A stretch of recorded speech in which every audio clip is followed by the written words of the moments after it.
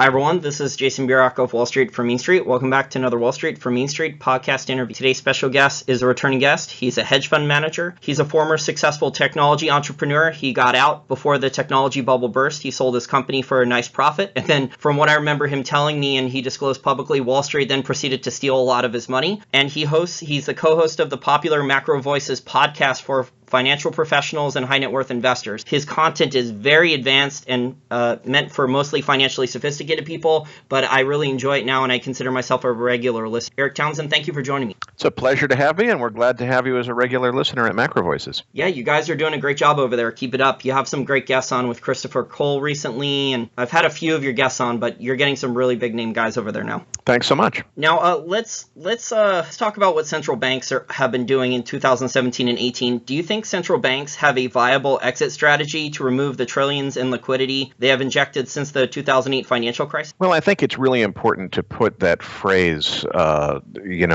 what exactly do you mean by a viable strategy? So let's put this in context. We are in a monetary policy experiment, and make no mistake, it's an experiment. There's nothing remotely close to this has ever been tried before. That's been going on since 2009, and I think it's important to understand as well. It's not like anybody said, hey, this is a really good idea, it's a smart thing to do. It was the system is crashing. We are in all-out crisis. People are scared to death that we're going to have, martial law break out in the United States was one of the fears that was actually circulating at the end of 2008. We have to do something, and this was an action that was taken initially in desperation. Now, I should be the first to admit that a lot of us who were very critical of quantitative easing policy when it was first announced in 2009, thought it could never work. And in many ways, it has worked in the sense that it has kept the system going for almost 10 years now. But I think it's important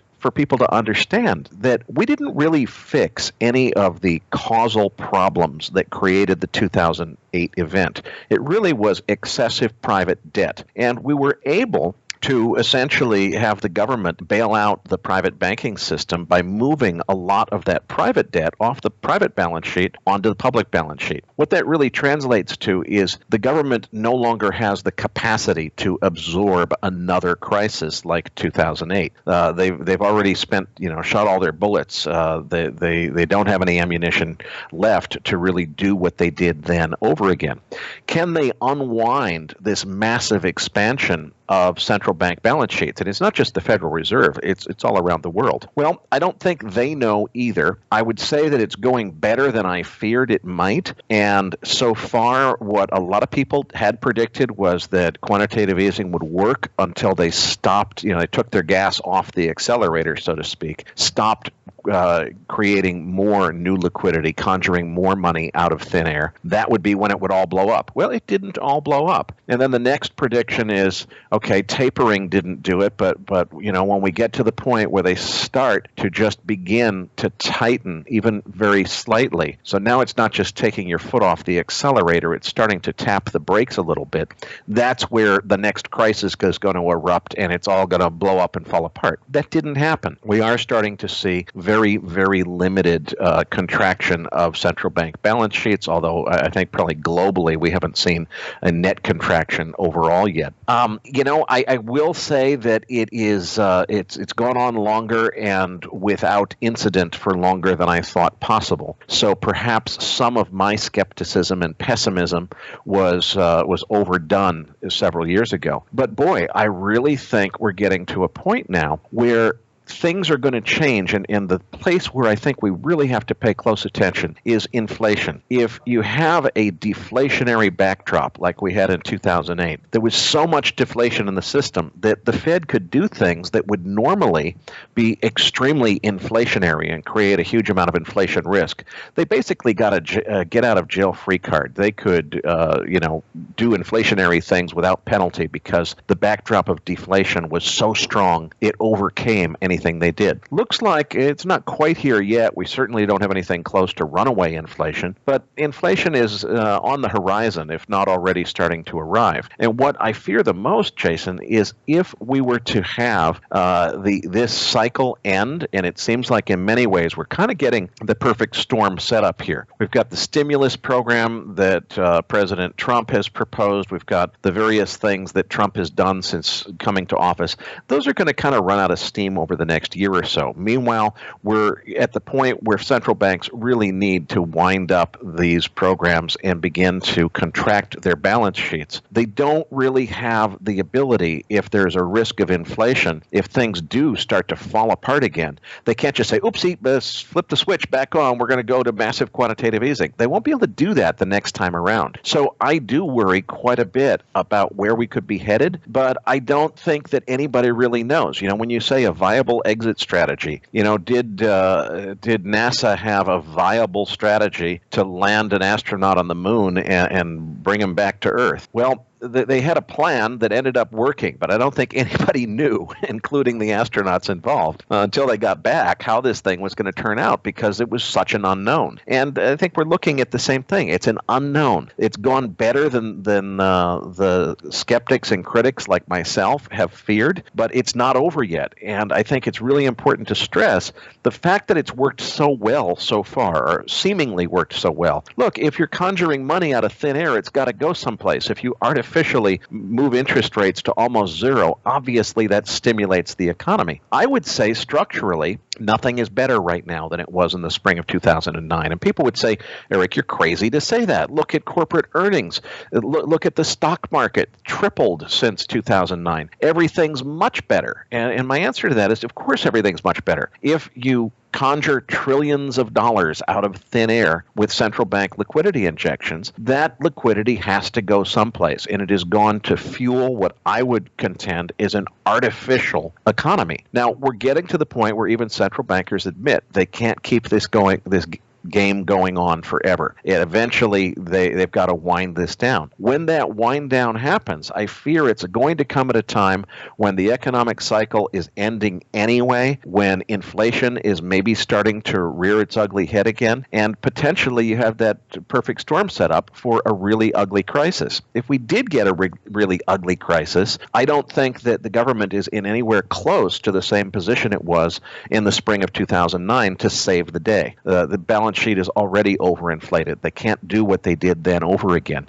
So the jury is out, but I'm not done being afraid of what could happen here. And so the people who are saying that the last 10 years have been good, if you own if you own a lot of assets, so if you own a lot of stocks and bonds and real estate, the last 10 years have been good. But I would make an argument that the real economy has gotten more and more divorced from the capital markets and asset prices. So I still know a lot of people who are struggling to find a high-paying full-time job, after graduating college, or they got fired recently, and they're trying to put together a living with a couple of different part-time jobs. So I think that's the central bankers have exacerbated the problem. But you said that QE stopped. Well, maybe the Federal Reserve stopped QE, but one thing that I didn't expect was the amount of coordination that would go on, how basically the Bank of Japan, the European Central Bank, the People's Bank of China would all basically take turns doing massive liquidity injections for trillions of dollars. And the U.S., even though it hasn't done QE, for a while now, the capital markets in the U.S. have been the beneficiary. So I probably should have defined what a viable exit strategy is. So a viable exit strategy would be if the central bankers and people in the Treasury Department at like the Bureau of Labor Statistics and other entities claim the economy is doing as good as they say it is, then why aren't they rapidly reducing their balance sheet? Why aren't they raising interest rates even further? So there's a lot of things that don't jive with the narrative that they're telling. Well, and I think you also hit on something that's really important when you talked about millennials not being able to find jobs even with college degrees and so forth. When you had the event in 2008, we were coming off an economic high. A lot of people, even though it was an artificial situation that happened in the housing bubble, a lot of people had made a whole bunch of money flipping condos. People were rolling in the dough. There were a lot of people not working very hard and still doing pretty darn well. So when you had the government basically say, okay, so we got a problem here, and what we're going to do is bail out the financial system with taxpayer dollars, never mind this just massive wealth inequality problem which the country and the whole world world are facing. We're not going to focus on that. We're going to make sure the bankers continue to get their $1 million bonuses. When that happened, there really wasn't that much pushback. Of course, a lot of people were upset about it, but they were bloggers who kind of expressed their opinion in an internet blurb, and that was the end of it. You have an environment now where the wealth inequality situation, the complete lack of opportunity for young people who just don't have the same opportunity the generation before them had, they get it now. They understand how badly they've been screwed. So I think that the next time that you get to a situation, even if, let's say even you and I, who are skeptics of all this, could be persuaded that to a certain extent, it is a good idea for governments to bail out at least the central core of the financial system to prevent a complete and total societal collapse from happening. I think any kind of bail out the bankers message is not going to be well received. And I don't just mean in the United States. Look at the populism that has grown around the world and the frustration and dismay that exists with governments and institutions in general around the world. So I think that you run the risk that not only are central banks with their bloated balance sheets not in a position to do another 2009-sized bailout, but I think they're not going to get away with it the way they did before.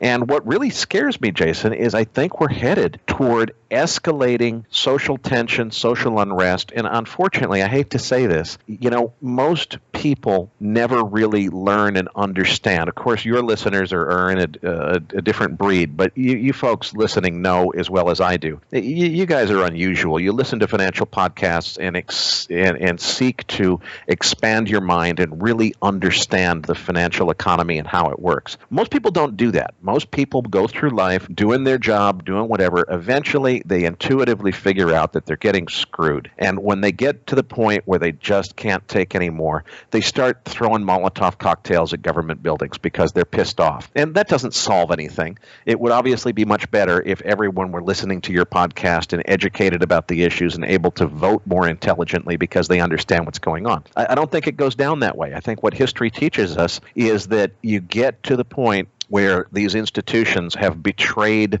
the populace one time too many. And then people just get really pissed off and they demand complete overhaul and change of the system.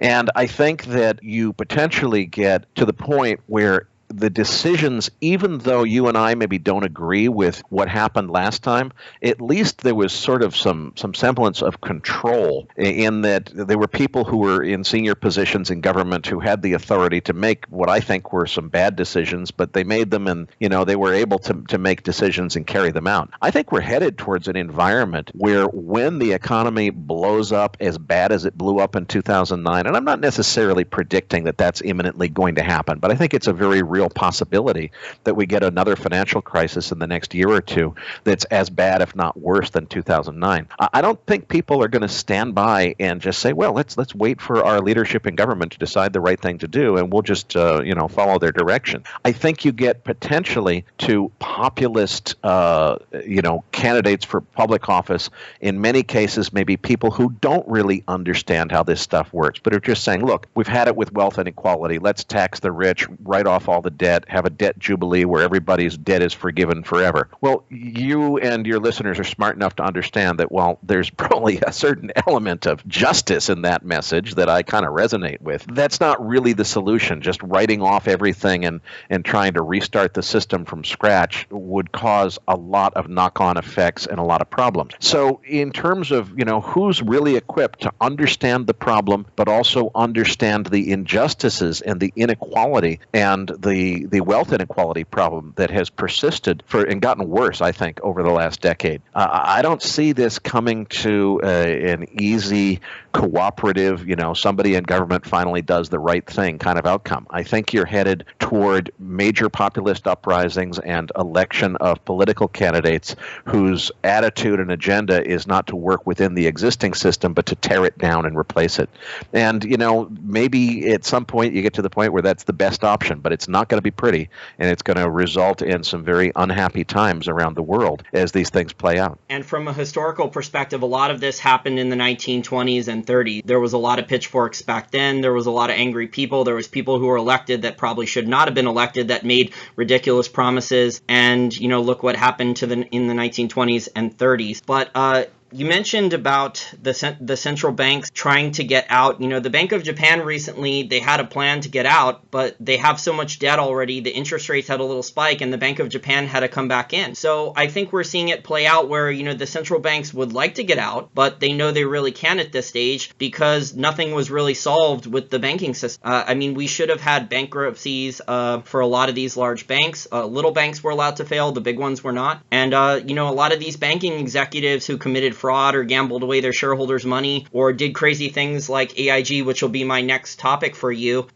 It's just really sad that I don't think there's rule of law in this country where it seems like the people at the top, the economic and political elites, if they knowingly commit fraud or felonies, that they won't go to prison for it now. No, it's been 10 years now since the housing crisis, and it's actually a myth. Some people will tell you nobody went to jail over that, and that's not true. There was a protest. A lot of the people who were victimized by aggressive and illicit lending practices, a lot of those people had staged basically a protest outside Bank of America after they acquired Countrywide, saying, "Hey, we were mistreated here." Those people, not the perpetrators of those financial crimes, but the victims of those financial crimes, were quite a few of them arrested, roughed up by police in some cases, and put in jail. So you can't say nobody went to jail, but the people who did it didn't go to jail. It was the victims that went to jail. And, as I'm sure you've heard Professor Bill Black interviewed on various different podcasts around the internet, this has reached a point where it is a systemic control fraud problem. And I would say that everything that's happened in terms of public policy since 2009 was never designed to solve or correct the core problems that led to that crisis. And the reason is, I don't think anybody knew of any way to truly solve the real problem. The real problem was way too much debt and a banking system which, through its lobbying efforts, basically controls and owns the government. But, you can either bail them out or you can let them fail, and that can potentially create just mayhem. Nobody said, okay, we've got banks that are too big to fail. That by itself just means they're too big to exist. We've got to figure out a reform program where maybe we put these things on life support, on resuscitation, just to keep the system from falling over. But we've got to recognize that too big to fail is a broken paradigm, and we need to completely re-engineer things and solve the core problems that led us to this crisis, including the government tolerance for control fraud that perpetrated the whole housing crisis and, the predatory lending practices and all the rest of it. None of that has been prosecuted. Nobody's really done anything to fix any of that. What they've done instead is they've said, how do we stop the corrupt system as it existed prior to 2008? How do we stop it from falling over and crashing and breaking? And it's one of my favorite quotes is, if you're dealing with a heroin addict, one of the most effective ways to treat a heroin addict is to give them more heroin, because it really does make a lot of those withdrawal symptoms go away. And, it's a valid thing to do until you can stabilize them and get them on life support in the hospital. But it's not a legitimate long-term therapeutic healing strategy. And what we've done is we've taken this life support tactic of, giving them more heroin, which is basically conjuring all of this liquidity out of thin air through quantitative easing to keep the system from falling over without really fixing any of the core drivers of the problems. The core drivers were way too much private debt, a corrupt lending system where debt was securitized and in many cases sold to institutions who didn't understand what they were buying. There was control fraud through the entire process of securitization, and particularly the rating system.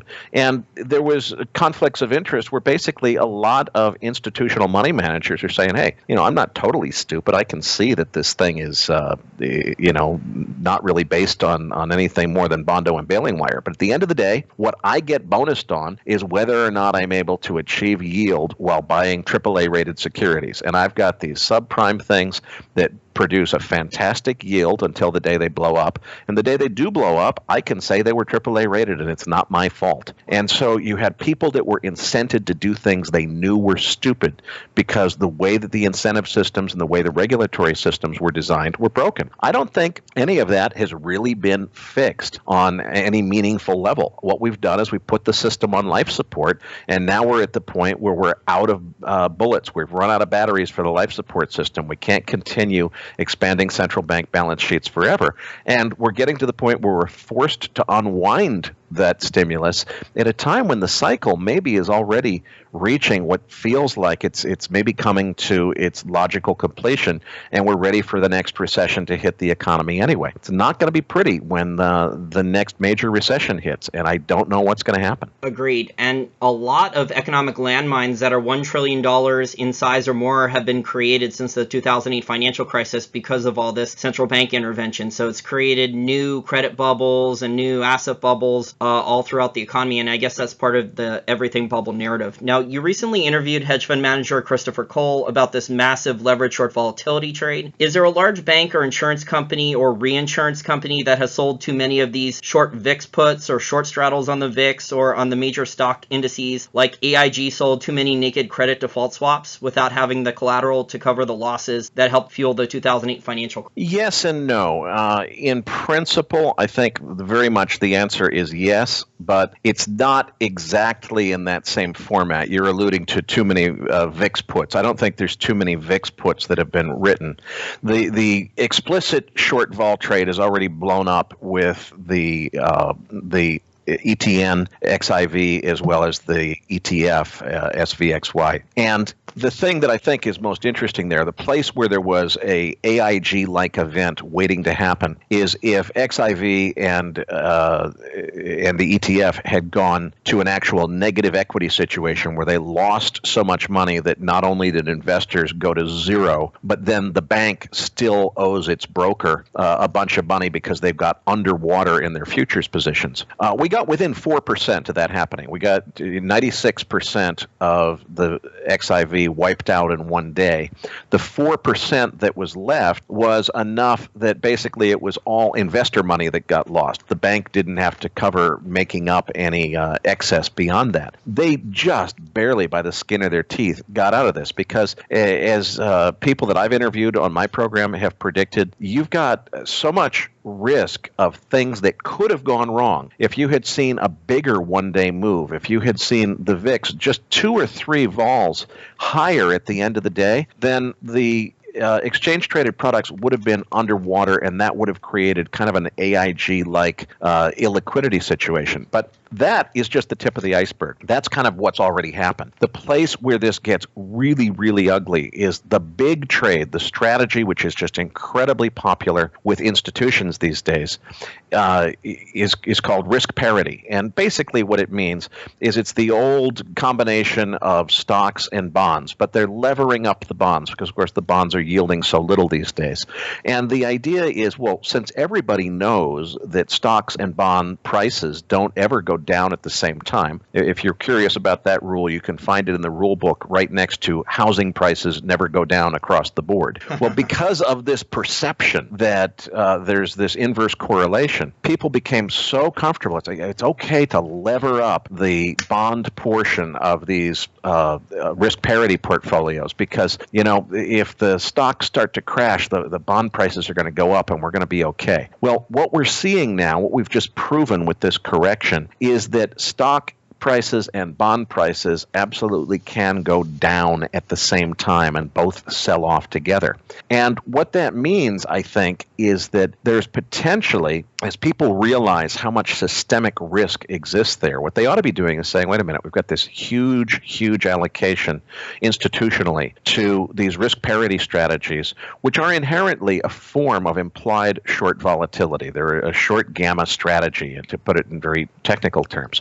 What it means is these guys are realizing now that there are safeguards and insurances they thought were kind of built in that are not really built in.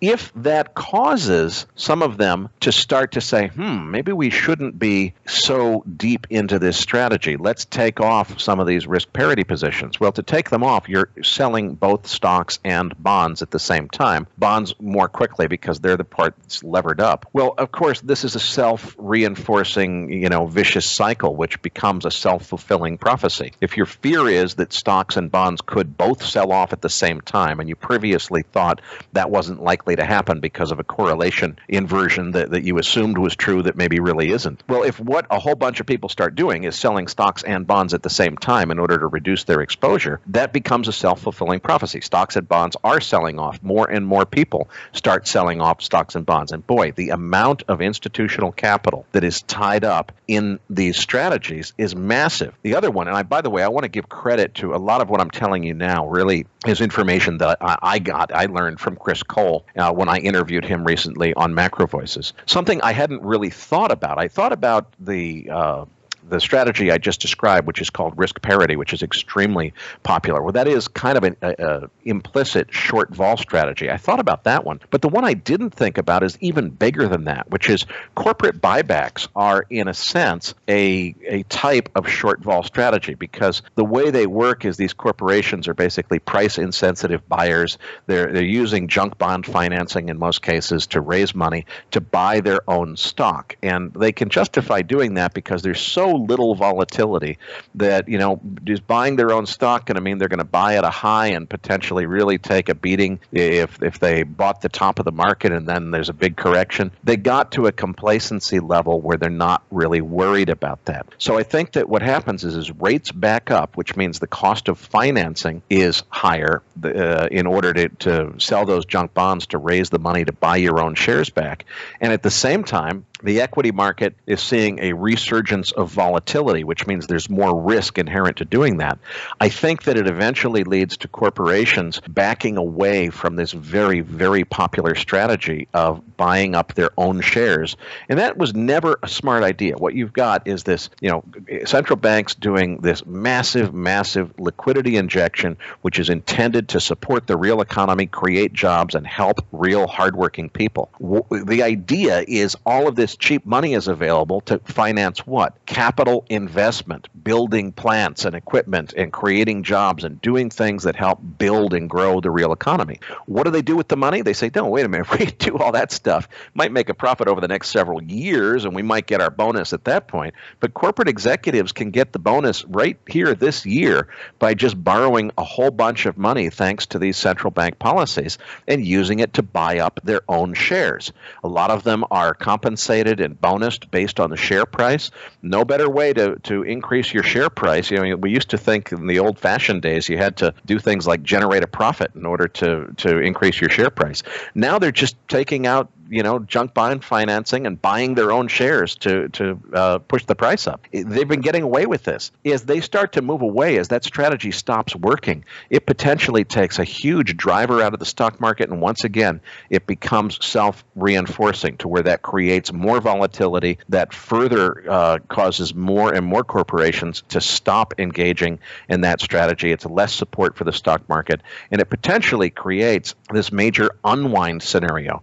So I think the answer to your question is similar to AIG back in 2009. You have feedback loops and you have systemic risks that are created by this massive pyramid of both implied, implicit, and explicit short volatility, short gamma strategies. And they have massive, massive risks. One of the things Chris Cole told me when I interviewed him recently just to get an update after this event, everybody on the street is congratulating Chris Cole because he so perfectly predicted this vol complex blow up. And he's the one guy saying, guys, stop congratulating me. What I've predicted has not even begun yet. This was the appetizer. This was the amuse-bouche. This was the preview of what's coming. The really big event, and he says, I don't know if it starts in 2 weeks or 2 years, but the really big event is going to make this last 10% correction look like a backyard weenie roast. This was nothing. This was the explicit short vol trade, which is just the exchange traded products, blowing up because of a relatively small equity correction, just over 10%. He said very clearly, what's coming is much, much worse than that. Nobody can predict the timing of these things. I interviewed Devin Anderson recently, too, who said, it's very much about acceleration. And if you have things continue to happen in a short period of time, the way the mechanics of these instruments work is it becomes self-reinforcing, and the selling begets more selling, and it really becomes a problem. On the other hand, if a few weeks pass, all of a sudden option contracts have expired. You've got new expiries, new contracts, and there's kind of a breathing room effect that's created as a result of that. So the thing to watch for is acceleration. Now, the other thing to understand about a correction like the one that we've just been through is usually the lows end up getting retested. If you look at a lot of the corrections that have occurred since 2009, in this period that we've seen where the market is being driven by central bank liquidity, the most common shape is the W shape, where there's a move down like we already saw, then it seems to be correcting. It goes somewhere between 50 and 61% of the way to being retraced back to where the correction started from, and then it goes back down and retests the lows, if not going even lower. Now, it's not guaranteed that that's going to happen, but if you look at what history teaches us, that's pretty darn likely. So I think that another retest of those lows is very possibly in the cards, and the big tell is going to be when we get to those lows again, back down to, let's say, 25, 30 or so on the S&P 500. Do we see an acceleration to the downside from there where it dramatically gets worse and all of a sudden we're at 2,300, 2,200? Or do we see another bounce off of that level? Another bounce off of that level tells us that we're probably out of the woods. But, you know, what I've said about this recent event is people have said, oh my gosh, is this the Lehman moment where the next financial crisis starts? The analogy to Lehman Brothers failing in 2008. And my answer is no. I think this is the Bear Stearns moment. This is like when two Bear Stearns hedge funds just collapsed to zero as a result of the whole subprime debacle. That was spring of 2007, a good solid year before the financial crisis really got underway, and several months before the peak in the equity market. It's possible that this was more akin to 2007 when the volatility spikes that happened in August of 2007 were only about 2 months before the really big crash happened in October. So, you know, is it 2 months? Is it 6 to 12 months before things get really ugly? I don't know. I don't think anybody knows. But I don't think what we're seeing in the last couple weeks is the beginning of the big one. I think this is the warning shot that tells us, hey, the system is showing signs of weakness. I wouldn't be surprised if we get to new all-time highs in the stock market even after this. But, you know, I'll be looking to short those because I don't think this has a whole lot further to go. I hope you're enjoying our interview with Erik Townsend. We'll be right back after a word from our sponsor. Do you work out routinely and eat healthy almost all the time?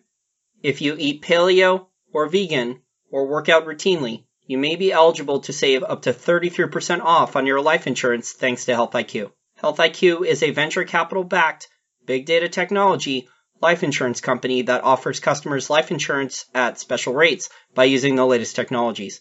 For more information, please go to healthiq.com/WS4MS. That's healthiq.com/WS4MS.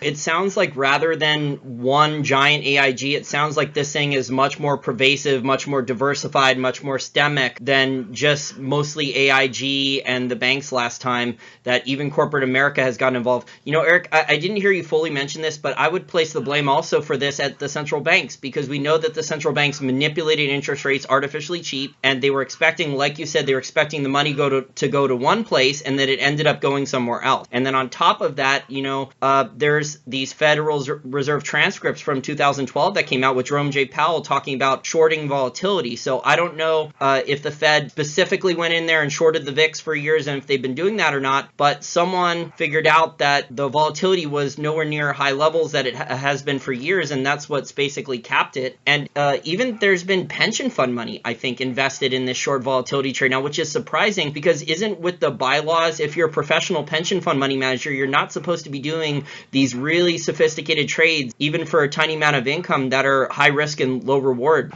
Well, the way that they get into that is a lot of pensions, they call it pension overwriting. They're writing options on their holdings and hoping that those options will expire worthless so that they can generate more income. So if you're writing covered calls that's generally considered a fairly conservative strategy because you've got the asset. It's not a naked derivative instrument, which is what they're usually, from a regulatory mandate standpoint, not allowed to do. But still, a lot of them have gotten involved in just selling, condors and various other option strategies where basically they're writing disaster insurance. They're writing options way out of the money because they think it's never going to happen to them. And, that's a strategy that works until it doesn't. It looks great on paper because you can go for several years generating fantastic returns, just like the people who were in the XIV ETF were generating fantastic returns for 6 years. And then they lost 6 years of returns in one day. And the same thing can happen. And I think that what's driving this, Jason,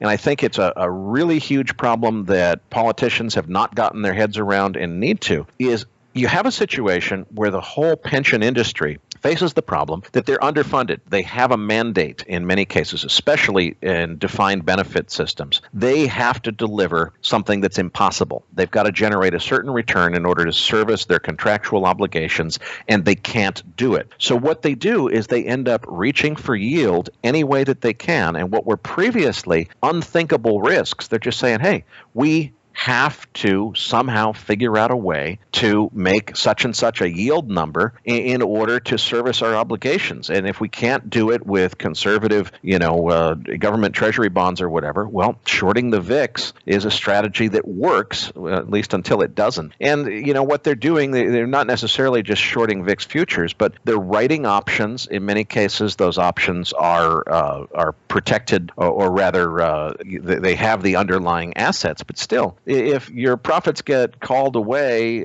because you sold the call, or if you've sold the put, they were assuming that the situation where the put actually gets invoked is a situation where it was a buy the dip opportunity anyway, and they're saying, well, if we sell this put in case the market drops 10%, we're going to make money on the put. If there's a 10% market drop, we want to be buying that dip anyway, so we're really not taking a risk. Well, the thing is, what happens when the market drops 15 or 20%? All of a sudden, it's like, we lost a huge amount of money being short that put, and we don't really want to be buying this dip because we're in big trouble here. So they're taking risk, and I think a lot of pension managers understand this. They know that this is crazy, but they don't know what else to do. And what we are not ready to do as a society is to face pensioners, both public and private, and say, listen, we've got a problem. There's a side effect of this bail out the economy strategy that central banks have been engaged in for the last decade. And the side effect is yield just isn't there in fixed income the way it used to be. Safe investments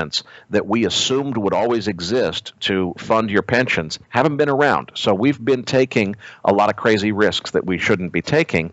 And that means that your pension is not really guaranteed. And it's very likely that for a lot of people, the promises that have been made to them, whether it be public pensions, private pensions, whatever, are going to be broken sooner or later. And a very sad aspect of human nature, Jason, is that when we know that it is certain that these promises will be broken sooner or later, rather than fess up to it sooner, we say, boy, let it happen on the next guy's watch. I'll retire. I'll let whoever my replacement is deal with this problem because it's guaranteed to be a political loser. Can you imagine a politician going out and saying, look, it's time to face the facts. Social Security is not going to pay out. You're not going to get your benefits. We better admit it to ourselves now rather than pretend for the next 10 years that this is going to work. That guy is going to be annihilated by the retirement community that says, how dare you threaten to cut off my Social Security? And the guy wasn't really threatening to cut off anything. He was saying it's going to get cut off. It's unavoidable. Why don't we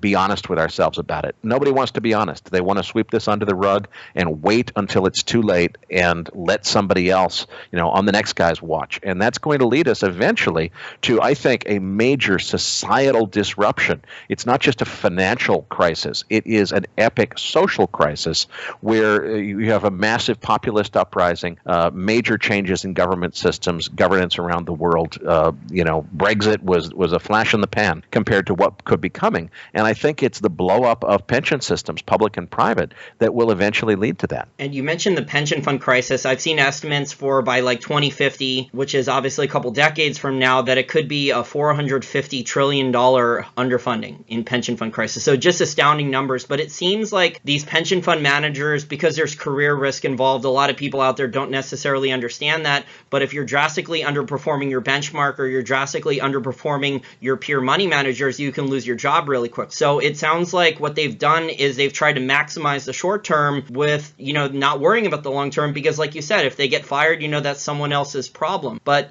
society as a whole is in a lot worse shape because of the risk that has been taken to try to make up on the reduced income. As a hedge fund manager, do you trade ETFs, or are there problems with many of them? And do you think only the leveraged ETFs are the ones that have the problem? Well, I don't think it's just levered ETFs. There's a lot of problems with ETFs. I do trade them in some cases. If you want to be short junk bonds, there's no futures contract for that I know of. So there are some trades where ETFs are the best way to implement them. But I try to shy away from them. And the reason is we used to have a market system where there was a natural market of buyers and sellers for individual shares. And we had market makers who would make sure that there was always liquidity in those individual shares. There were natural buyers and sellers. What we've gotten to is the point where everybody uses ETFs for everything. And it seems like a great convenience and a wonderful invention. But the question I ask is, when you get to a crisis situation where, and I think one of the fallacies we have is people talk about passive investing as if it were true that people just buy these things and stay in them forever. That's nonsense. What ETFs give you the ability to do is to very easily panic all at once out of all of your positions by selling one thing. So when you see a financial panic, when people are selling ETFs in mass, and remember, back in 2008, ETFs had nothing close to the market penetration that they have now. So it's a new game now. When you see ETFs being sold, what that does in terms of the mechanics involved is it forces the market makers to sell the underlying shares. Well, my question is, who are they going to sell the underlying shares to when the whole market for individual shares, for natural buyers and sellers of individual shares, has basically gone by the wayside because everybody uses ETFs for everything? Who are the buyers going to be? And I think that what you get to is potentially a situation, and you saw this in the subprime crisis, where there really was a bad problem that should have caused some assets to go down 40 or 50% in price. But what happened is there was just no bid. There was no bid at all. And what can happen to ETFs is if there's no bid for the underlying shares, the entire value of the ETF can collapse. And it doesn't mean that the underlying companies have lost all of their value. It means that the system has no way to recover and deal with ETF liquidations if the market makers cannot reduce the exposure of the ETF itself by selling those underlying shares to somebody. Who's going to buy them? What if the only buyer is, those opportunists who are just bidding a penny for everything? And that's the only bid that exists in the system. Now, that can't happen unless you have a really large systemic panic where everybody is freaking out and just selling without thinking. But hey, that's what market panics are like. We've never been through a panic where ETFs were as big of a percentage of the market and where the natural buyers and sellers of individual shares had been largely eliminated from the system like we have today. So what happens in the next market panic is anybody's guess. The leveraged ETFs have 80 billion in assets. So that's a pretty large number. Obviously not the largest amount out there, considering there's, I think, trillions in this passive ETF, especially with the large stock market indices and the FANG. Those are a very overcrowded trade right now. But it worries me. It does worry me with the ETFs. Did you see what happened with the rebalancing, though, with GDX and GDXJ? So basically, within a day or two, a lot of the stocks that were in both of those indices, because they rebalanced, were down 10 or 20% for basically little or... And, that's just a taste of what I described before. When you see wholesale selling of ETFs in a market environment where there's no buyers for the underlying shares, you could easily see the ETF down 90% 30% when there's really only maybe there's a legitimate economic justification for it being down 30%, and suddenly it's down 90% because the natural buyers and sellers of individual shares just aren't what they used to be, and there's nobody left to buy to, or to sell to rather, other than vultures that potentially are going to be exploiting that situation. So I think it could be really ugly, and you have to ask too. In some cases, like I think I cited a perfect one, having a junk bond ETF is a really good idea as far as I'm concerned, because junk bonds, to trade the individual issues, individual bond issues, for diversification, you've got to have a lot of them. It's very hard to trade the long or the short side of a junk bond trade with individual junk bonds, because in order to diversify it, you've got to have a very large amount of money in order to do that sensibly. The convenience of a junk bond ETF that makes it possible for institutions as well as retail investors to be long or short a basket of high yield credit instruments is an innovation that makes something available to a lot of investors that was not previously available, and it's a good thing to have available. I'm glad that I'm able to short junk credit in this market right now. On the other hand, why is there a quadruple levered stock ETF? Now, it's always been possible for sophisticated investors who have futures accounts to quadruple lever their exposure to the S&P. So it was already possible for sophisticated investors to have the equivalent trade. Why are we making it easy for retail investors who probably don't understand how incredibly severe the risks in that strategy are? What's the benefit to society of having that product offered? I can't figure it out. The institutional investors who might legitimately want a quadruple levered product because they're hedging a larger position and they want to conserve their capital, and they're doing it with a very small percentage of their assets, those guys know how to trade futures. They don't need an ETF to do that. What's the benefit to society of having a quadruple levered S&P ETF? So I think it's really a question of some are good, some are bad, and I don't think the SEC has done a fantastic job of vetting these products. Another thing I think that has not really been considered is there are good reasons to make ETFs available. ETFs are as much an institutional product as they are for anything else, because I'll give you an example. Equity hedge funds didn't used to be able to speculate in crude oil because there are certain regulatory requirements, even though an individual investor can open a futures account and buy and sell crude oil. If you're running a hedge fund, which is an equity hedge fund, and you put more than 5% of your assets under management into a commodity futures contract, suddenly it invokes a whole different regime of regulation. You have to be a managed commodity pool, and you're regulated by the CFTC and not just the SEC, and it's a whole different game. Having something like the USO ETF, which allows equity hedge funds to invest in crude oil, either short or long, is a good idea. But is it a good idea to offer these triple levered, quadruple levered things to retail investors? I don't think so. So I don't think the SEC has done a good job of distinguishing institutional versus retail ETF products. And a lot of things that were designed, as the XIV originally was, for institutional investors, and there are plenty of scenarios where it makes perfect sense to be using the XIV to hedge some exposure in limited size. It led to people putting all of their money, retail investors putting their life savings in the XIV, because it produced this fantastic return until the day it all blew up in one day. And I think that regulators need to do a better job of vetting and deciding what should be offered to retail investors and what should not. Great points. And, the regulators, it seems like, have just, maybe with the help of the lobbying from the Wall Street banks and whoever's promoting these ETFs, are just giving the retail investor, who's not very sophisticated in a lot of cases, more rope to hang themselves. So, if they think something drops in a levered ETF, if something drops 2%, with the leverage, it drops a lot more than 2%, and then it takes a lot longer for it to go back up. So the average retail investor doesn't understand the math behind that. Now, in our last, I have so many more questions. We're not going to be able to get to them all in this interview. Only a few more minutes. I want to ask you about the Eurodollar University. So after listening to Jeffrey Snyder talk for around 4 hours in your excellent Eurodollar University special, it sounds like the large banks essentially created a black market central bank without a government or regulation to allow them to create trillions in extra money and credit to bet on high risk invest and then hide it with saying that they have low risk treasury collateral. Is that how you would characterize what the Eurodollar has become? Yeah. First of all, I think we should just let any listeners who don't know what you're talking about know that Eurodollar University with Jeffrey Snyder is a completely free podcast series. They can go to macrovoices.com/edu for Eurodollar University, and they'll find the 4-part series there.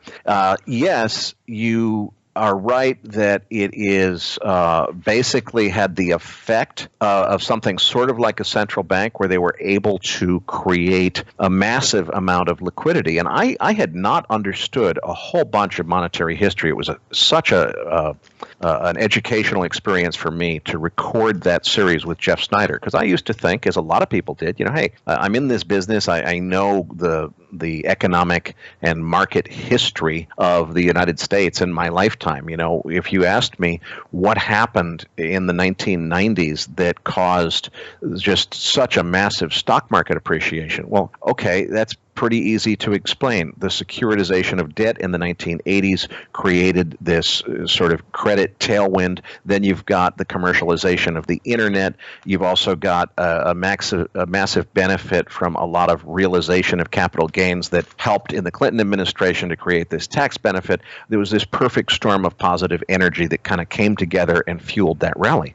Once I did the series with Snyder, I'm like, wait a minute. I had no idea that this guy, Paul Mosier, was going and, for reasons that nobody could understand at the time, overpaying for treasury bonds and outbidding everybody else, and in some cases buying the entire issuance from some treasury auctions. Even after regulators slapped his hand and told him to stop doing that, he kept paying more than the face value and any sane person would think the legitimate value of these treasury securities was. Nobody could understand why he was doing that. They thought he was crazy. Well, he wasn't crazy. He actually had figured out, or his bank had figured out, a way to rehypothecate, to use the same collateral multiple times over again to secure multiple loans. So they're basically, through the process of borrowing, which is the way that the commercial banking system creates money supply, as every dollar is lent into existence in the money system,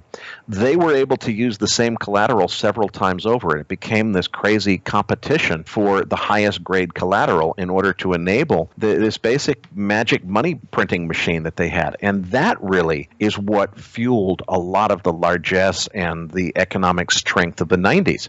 So I learned a huge amount from that. What we didn't really realize when I was taping it, Jeff only took us up to the collapse of the Eurodollar system. Basically, the 4-part series that you're referring to takes us through the history of the Eurodollar all the way from the 1950s up to 2007. What I didn't realize when we taped the whole series is Jeff just picked 2007 as a stopping point because it was all he could squeeze into 4 hours. And really, in 2007 is when the system broke down, and not only broke down, but went into reverse. So the Eurodollar system was operating, as you say, almost as this stealth central bank that's creating liquidity out of thin air that most people don't even understand what the bankers are up to and how they're creating effectively more money supply by loaning more and more euro dollars into existence. That system broke down in 2007 and hasn't been working right since. And Jeff thinks that the reason that we have such and hard to explain strength until very recently in the U.S. dollar is that there's been a dollar shortage because the supply of dollars in the international finance system outside the U.S. banking system that used to be supplied by the Eurodollar system has basically broken down, and that's created a dollar shortage worldwide. So what we're actually going to do, I just made the deal with Jeff this week, we're going to do season 2 of Eurodollar University, which will be post-2007.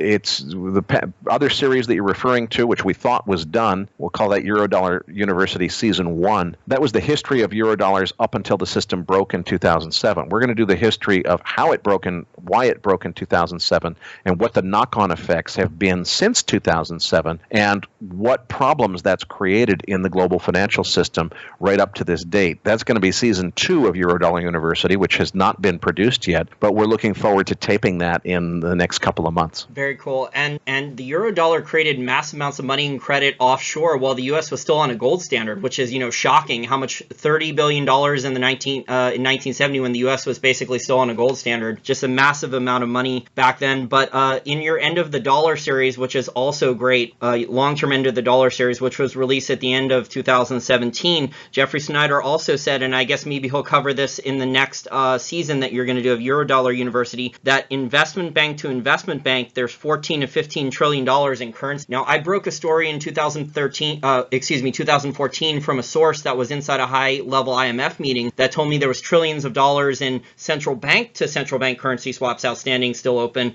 But I did not know, Eric, that investment bank to investment bank were doing currency swaps at large as well. Well, the thing that really scares me, Jason, is I've talked to a lot of really senior people in the banking business, and I've said, look, simple question off the record. Is there any person on earth who truly understands the full magnitude of the interconnectedness and network of dependencies that exist in the derivative system? There are trillions and trillions and trillions and trillions of dollars of notional exposure in derivatives. And the answer really, as far as I can tell, is no. There's nobody who fully understands it. There's experts in certain areas of it. In certain products, there are guys that are very expert and know where a lot of systemic risks exist. But if you just look at the overall derivative system, whether it be investment bank to investment bank, central bank to central bank, nobody fully understands how it all works, how big it is, and how much risk really is there.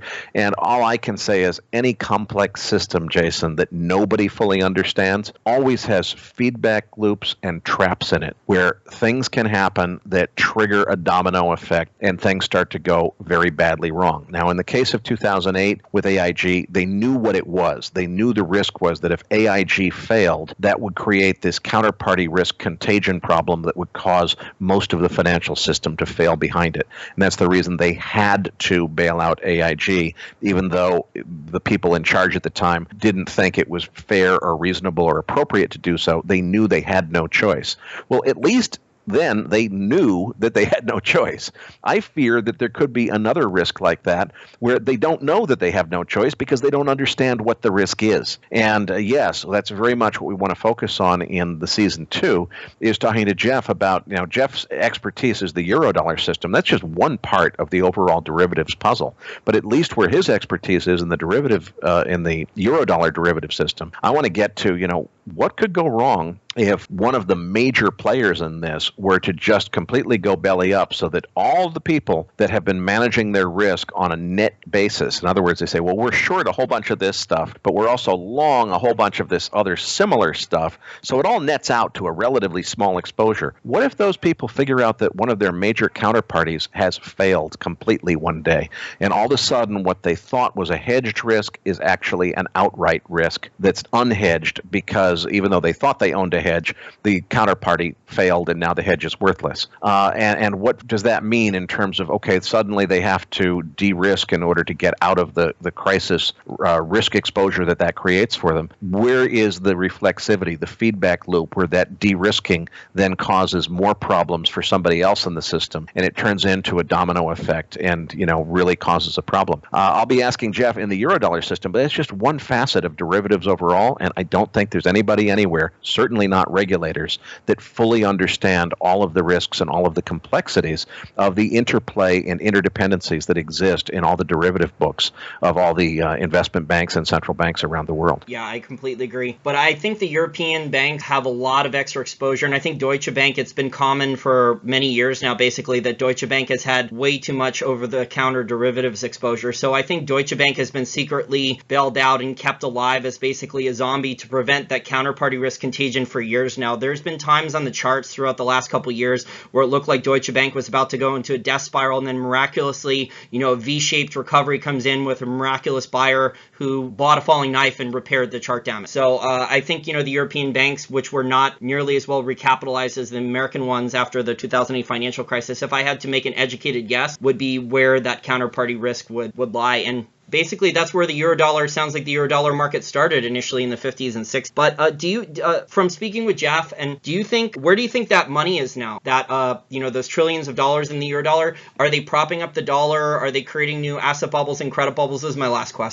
Yeah, it's one of the major questions that Jeff has posed, and I don't think that he or anyone else fully knows the answer, is there are opportunities for banks to basically create money out of thin air through a very complex process that involves hypothecation and lending and so forth. There are opportunities for them to be doing that would be profitable that they're not doing, and that really opens a question of why not? Why have they stopped engaging in these practices that they used to engage in when there appears to still be a profit potential in doing so? That'll definitely be a major theme in season 2 of Eurodollar University. Well, I really enjoyed our discussion today, Eric. I have a lot of other questions about the oil market, which I know you cover extensively, and also about Bitcoin, given your technology background, but I'll have to ask you them on the next interview. Okay, we'll save it for next time, and I look forward to it. It's always a pleasure. Great. And if our listeners want to follow more of your work and subscribe to the Macro Voices podcast, how do they do so?